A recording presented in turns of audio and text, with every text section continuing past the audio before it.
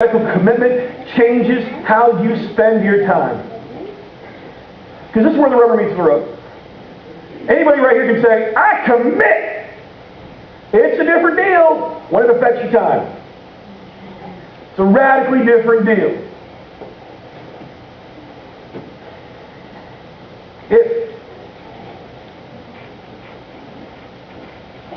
Jordan?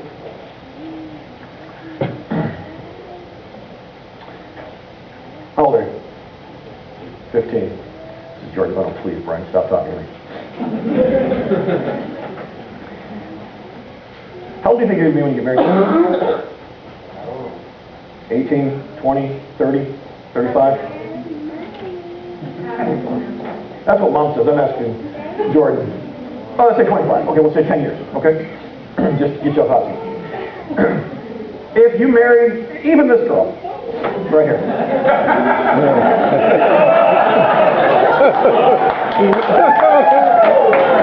You have to go through line first with Sissa. I think we're coming back here.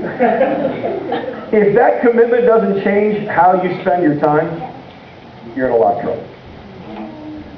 If when you get married, you stand up next to that person, look deeply and tenderly into their eyes and say, yes, I do, forever and ever, amen.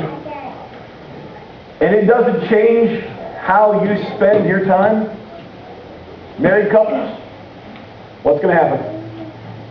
That relationship is crashing and burning real quick. Because commitment that doesn't change and impact your time isn't really a commitment. You listen to KTSY, you're probably familiar with a band named Mercy Me.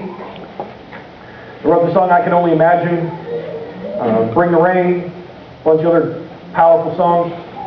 Bart Miller, that's him in the middle. He and Jim Bryson, the founding members of Mercy Me, they became an overnight success with I Can Only Imagine. It played everywhere. If you remember, it was on secular stations, Christian stations, it was everywhere. Overnight success that took 7-8 years. 1994, they met each other on a mission trip to Switzerland, because I'm saying if you're going to go on a mission trip, go to Switzerland. They were leading praise and worship with the kids. They got done and went, wow, that's really cool. We should keep doing that. And they started playing music together and kept praying and kept playing and started adding musicians. And the next year they went back on the same mission trip, this time as Mercy Me, in 1995. They Bart called up his grandma and said, yeah, we formed a band. And she said, Mercy Me, when are you going to get a real job? And that was their name. You thought that was a deep spiritual connection. That was just grandma. Just grandma.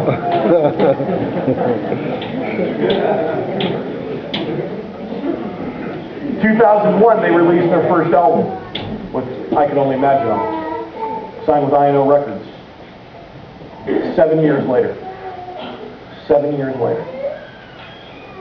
Because if you're passionate about something and you're committed to it, it's going to change how you spend your time. And you're going to spend more and more time in it. The Bible says that Jesus spent all night in prayer sometimes. His commitment and his passion for his Father and hearing his Father's voice was so deep and so committed that it affected his time that radically.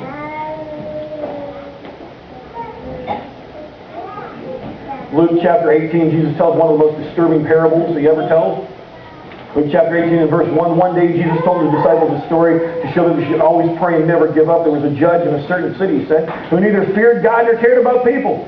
A widow of that city came to him repeatedly, saying, give me justice in my dispute with my enemy. The judge ignored her for a while, but finally he said to himself, I don't fear God or care about people, but this woman is driving me crazy. I'm going to see that she gets justice until she'll shut up. That's the Brian Living Translation. Then the Lord said, learn a lesson from this unjust judge. Even he rendered a just decision in the end. So don't you think God will surely do justice to his chosen people who cry out to him day and night? Will he keep putting them off? I tell you, he'll grant justice to them quickly. I believe that God sometimes holds back because he's testing our true commitment. Are we really committed and passionate about seeking his face? Are we really committed to following him with everything that we have? Or are we just kind of, whatever?